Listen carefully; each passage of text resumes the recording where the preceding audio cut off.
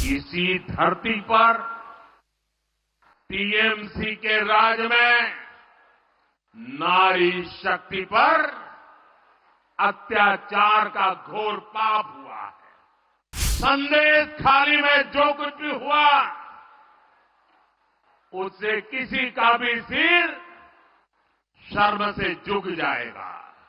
गरीब, दलित, वंचित, आदिवासी परिवार की बहनों बेटियों के साथ टीएमसी के नेता जगह जगह अत्याचार कर रहे हैं। टीएमसी के माफिया राज को ध्वस्त करने के लिए बंगाल की नारी शक्ति निकल चुकी है। महिला विरोधी टीएमसी सरकार महिलाओं का कभी भला नहीं कर सकती। इसी धरती पर टीएमसी के राज में नारी शक्ति पर अत्याचार का घोर पाप हुआ है। मां बोने देर संगे अत्याचार करे टीएमसी घोर पाप करे छे। संदेश खाली में जो कुछ भी हुआ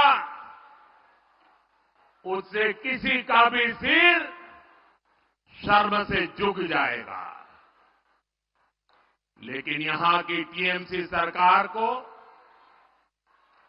आपके दुख से कोई फर्क नहीं पड़ता।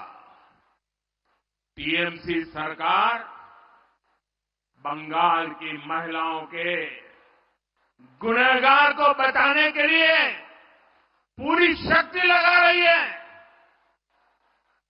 लेकिन पहले हाई कोर्ट और फिर सुप्रीम कोर्ट से भी राज्य सरकार को झटका लगा है।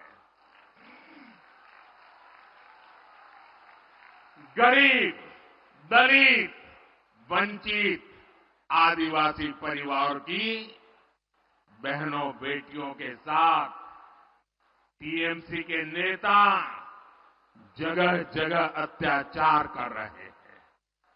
लेकिन टीएमसी सरकार को अपने अत्याचारी नेता पर भरोसा है, बांग्ला बहन बेटियों पर भरोसा नहीं है।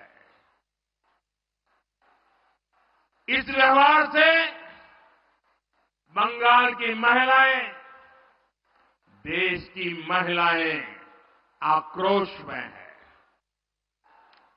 नारी शक्ति के आक्रोश का ये ज्वार संदेश खाली तक ही सीमित नहीं रहने वाला। संपूर्ण बांग्लाते संदेश खालीर जड़ उठबे। मैं देख रहा हूं कि टीएमसी के माफिया राज को ध्वस्त करने के लिए बंगाल की नारी शक्ति निकल चुकी है। संदेश खाली ने दिखाया है कि पश्चिम बंगाल की बहन बेटियों की बुलंद आवाज सिर्फ और सिर्फ भाजपा ही है।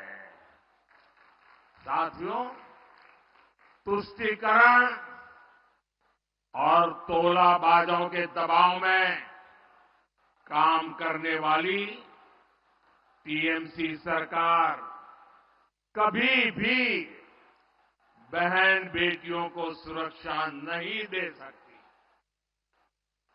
वहीं दूसरी तरफ भाजपा की केंद्र सरकार है जिसने बलात्कार, रेप जैसे संगीन अपराध के लिए फांसी की सजा तक की व्यवस्था की है।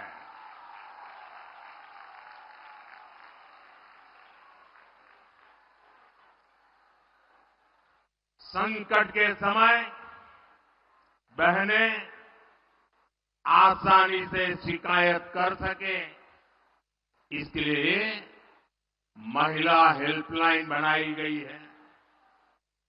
लेकिन टीएमसी सरकार इस व्यवस्था को यहां लागू नहीं होने दे रही है। ऐसी महिला विरोधी टीएमसी सरकार महिलाओं का कभी भला नहीं कर सकती।